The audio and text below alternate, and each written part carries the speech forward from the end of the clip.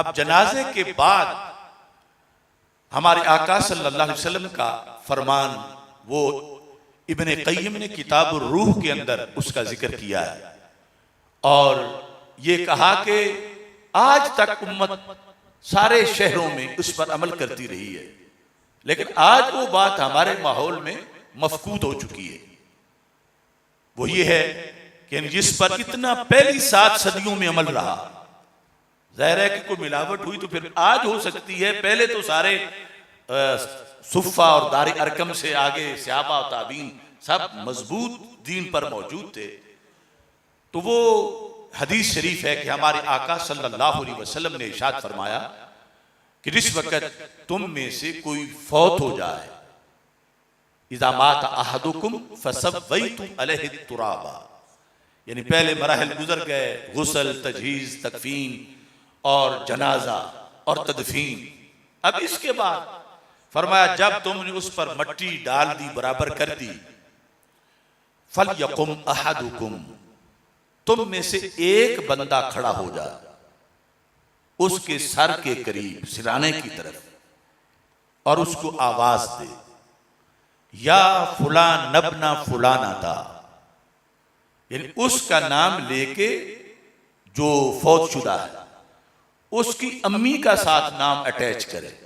यानी उमूमी तौर तो कहा जाता है ना जैद बिन खालिद, तो उस वक़्त मतलब उसकी वालदा का नाम ज़ैनब है तो जैद बिन ज़ैनब कहे। हदीस शरीफ में रसूल अल्लाह सल्लल्लाहु अलैहि वसल्लम ने फरमाया। अब ये जो एक एक लफ्ज़ है, इस पर अमल तब होगा जब अहले सुन्नत व जमात के मसलक पर बंदा मौजूद होगा, वरना यहाँ के साथ वो कहे मर तो ये पहले गया है, दफन हमने खुद किया है, मट्टी हमने डाल दी है, अब हम इसको यहाँ से क्यों बुलाएं? तो सरकार फरमाते हैं उसको यहाँ से बुलाना है। और जब ज़ैद अमर बकर जो आज फौत हो उनको यहाँ से बुला सकते हैं, तो अल्लाह के रसूल अलैहि सलाम को या रसूल अल्लाह क्यों नहीं कह सकते? तो या फुला नबना फुलाना था, ए फुला फुला औरत के बेटे। सरकार फरमाते हैं इन्नहु यस्मउ वला युजीबु, वो सुनेगा मगर जवाब नहीं देगा, क्योंकि हम तो उस जहान से बाखबर नहीं, मरेंगे तो पता चलेगा, लेकिन फिर तकरीरें तो नहीं कर सकेंगे आगे वापस।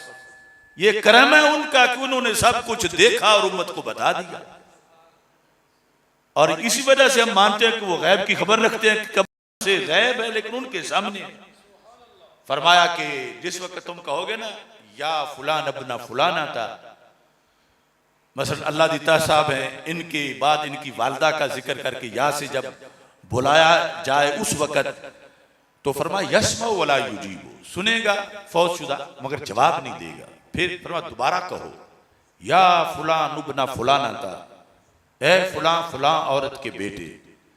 फरमाया इन्नहु यस्तवी जालिसा, अब कब्र में वो सीधा होके बैठ जाएगा। ये जिसका ईमान बिल गैब ना हो वो नहीं मान सकता। अब कोई कहे कि हमने ऊपर कब्र की सिलें बिल्कुल साथ लगाई होंगी, वो बैठेगा कैसे? तो ये जो कब्र से एक बालिश पर सिले हों नहीं बैठ सकता, ये पैमाने हमारे दुनिया के हैं, बरज़ख में ये लागू नहीं होते। सारी गुमराही आज इस मसले में इसलिए फैलाई जा रही है कि लोग बात बरज़ख की करते हैं, पैमाने दुनिया के लिए आते हैं। यहाँ के पैमाने हैं, वहां के पैमाने। अब इस हदीस का कोई इनकार नहीं कर सकता। सियासता में है कि फरमाया जब कोई बंदा कब्र के इम्तिहानात में पास हो जाता है तो उसकी कब्र हद्दे नजर तक फराख कर दी जाती है। तो अपने कब्रिस्तान देख लो, एक मरले में कितनी कब्रें हैं। अगर सारे ही मरले वाले कामयाब हो जाएं तो एक की हद्दे नजर तो 3-4 किलोमीटर तक जाएगी, तो दूसरे की कब्र कहां जाएगी, तीसरे की कहां जाएगी, उसकी गुंजाइश कैसी बनेगी? तो शरीयत कहती है तुम ये दुनिया वाले पैमाने लेके बरज़ख को नापना तोलना चाहते हो, वहां ये पैमाने नहीं चलते। तुम ईमान बिल गैब रखो, जाओगे तो तुम्हें पता चल जाएगा कि कैसे कब्र खुली होती। तो मेरे आका सल्लल्लाहु अलैहि वसल्लम ने फरमाया तुम बुलाओ, फिर तीसरी बार बुलाओ। फरमाया वो अब बोलेगा, क्या कहेगा? अरशिदनी रहमकल्लाह, खुदा तुझ पे रहम करे, मुझे गाइड करो, क्या बताना चाहते हो?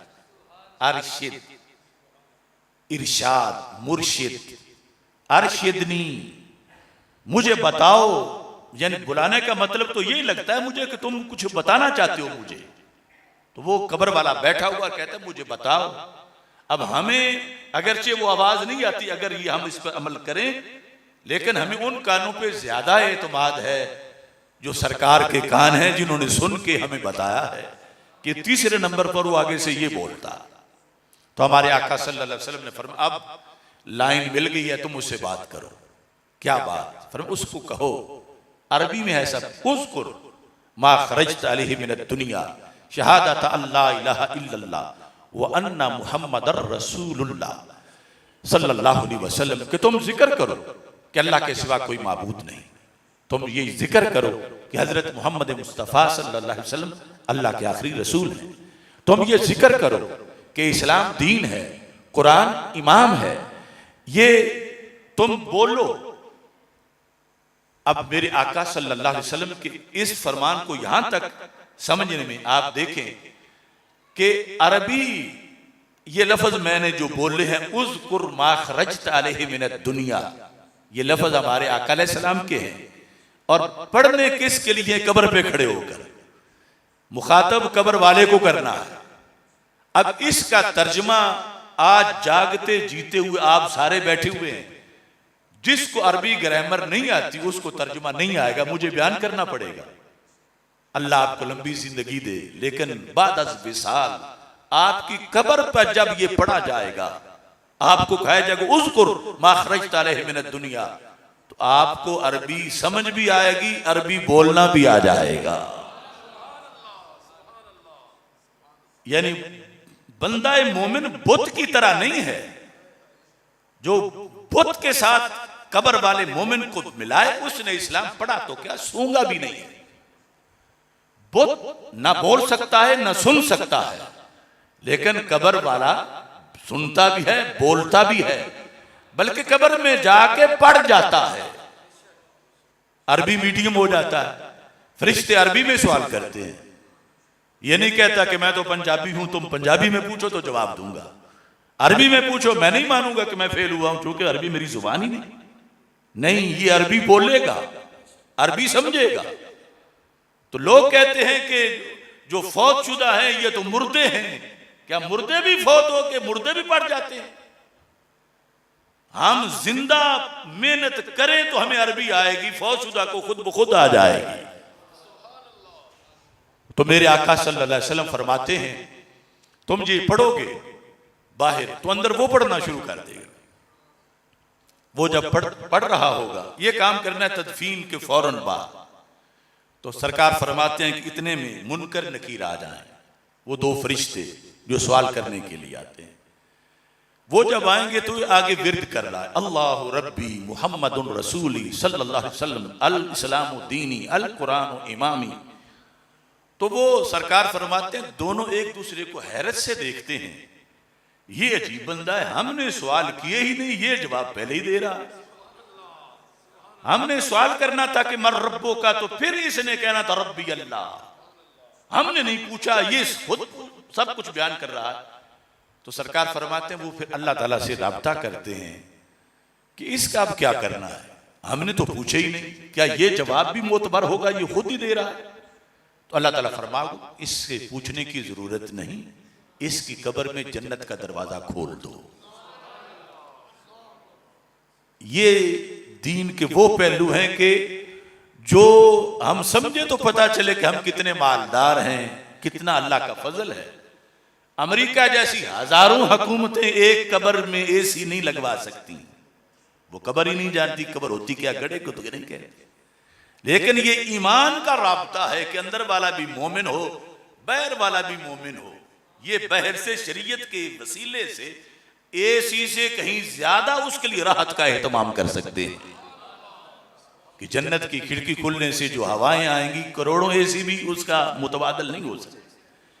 अब ये जब सहाबा किराम रज़ी अल्लाह तआला अन्हुम के सामने जिक्र हुआ, इतनी बड़ी आसाइश, थोड़ा सा अमल करना है तदफीन के फौरन बाद और अंदर उसने विरद शुरू कर देना है और मुनकर नकीर ने आना है, बाकी तफसीली हिसाब तो बाद में होगा, लेकिन कब्र में जो कुछ होना है उसने वो पहले ही शुरू किया हुआ है और बेड़ा पार हो जाएगा।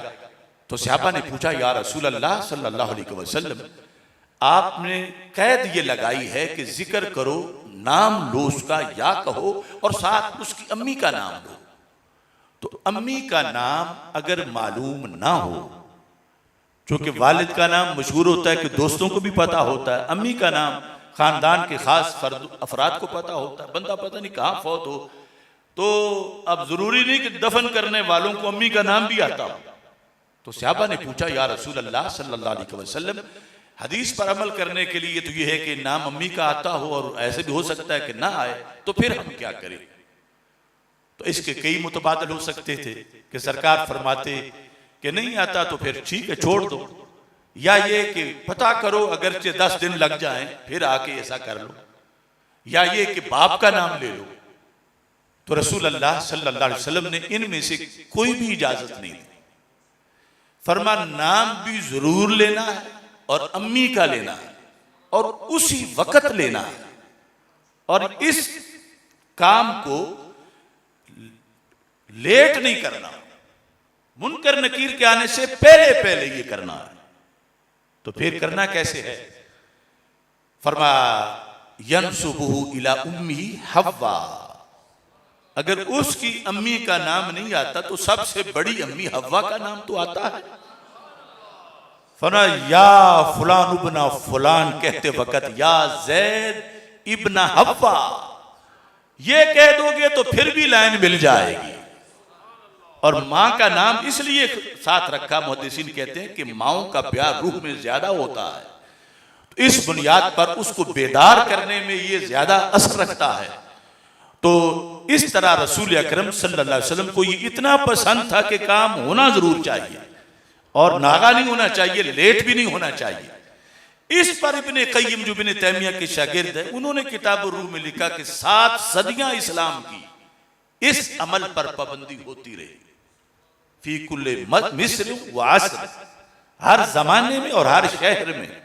लेकिन इस सारे काम पर पाबंदी तब ही हो सकती है जब अकीदा भी वही हो जो कुरून उला से चल के आ रहा है, वरना सहाबा को कहना चाहिए था, या रसूलुल्लाह सल्लल्लाहु अलैहि वसल्लम, उसको बचाते हम खुद मुशरिक हो जाएंगे कि बंदा मरा पड़ा है, हम उसको या कह रहे हैं और हम ये अकीदा रख रहे हैं कि वो बोल पड़ेगा, वो सुन लेगा। तो ये जो आज अवहाम लोग पेश करते हैं, अगर ये होता तो सहाबा फिर पहले नंबर पे ये सवाल करते कि आप या कह रहे हैं या रसूलल्लाह, तो ये तो दूसरी तालीमात अगर ऐसी होती कि यूं बाद विसाल किसी को या कहना शिरक है, तो सहाबा ये सामने रखते। लेकिन उनमें से किसी ने ये नहीं रखा, ये रखा कि या रसूलल्लाह सल्लल्लाहु अलैहि वसल्लम, वो माँ का अगर नाम ना आता हो तो फिर किसका नाम लें, क्या करें? तो सरकार दो आलम सल्लल्लाहु अलैहि वसल्लम ने वो बता दी। तो विसाल से पहले हम सब के लिए ये सबक है कि हम इबादत में छुट्टी ना करें, अमले साले साथ जाने वाला है और इसको तर्क करना जायज नहीं। वो मुर्जिया का मजहब है, वो कहते हैं कलमा पढ़ लेना काफी है, उसके बाद छुट्टी है, बस कलमे की वजह से हम चले जाएंगे। अहले सुन्नत कलमे के साथ अमल को बहुत ज्यादा अहमियत देते हैं, लाजमी समझते हैं, इसका बाकायदा हिसाब होगा। तो इसके बाद हाँ, विशाल के बाद फिर इसाले सवाब भी है। ये नहीं कि सारा एतमाद ही इसाले सवाब पर हो कि पिछले कर लेंगे, तो ये भी बरहक है। और इसके लिहाज से रसूल अल्लाह सल्लल्लाहु अलैहि वसल्लम के मुतअद्दिद फरामीन मौजूद हैं। मेरी दुआ है रब्बे ज़ुल जलाल मोहतरम अल्लाह दीता साहिब रहमतुल्लाह अलैह को फिरदौस में बुलंद मकाम अता फरमाए। ज़िंदगी में जो भी आमाल सालिहा, समाजी खिदमत, सदका व खैरात और जितने भी नेक काम किए अल्लाह उनको कबूल फरमाए। व आखिरु दावाया अनिल हम्दुलिल्लाहि रब्बिल आलमीन।